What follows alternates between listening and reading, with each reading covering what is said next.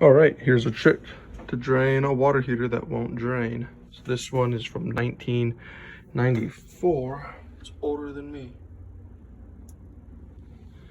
Right there.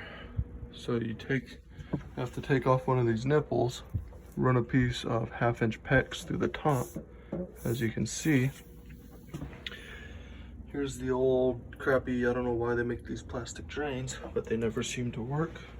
They get clogged up with hard water or settlement pretty easily. I used a shop vac right there at the end of the hose to get the siphon going.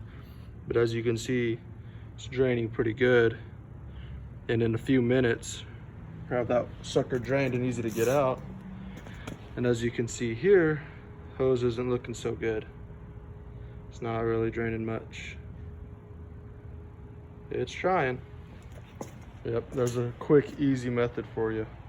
Drain a water heater that's not draining. You just get a little vacuum cleaner. Doesn't have to be anything special.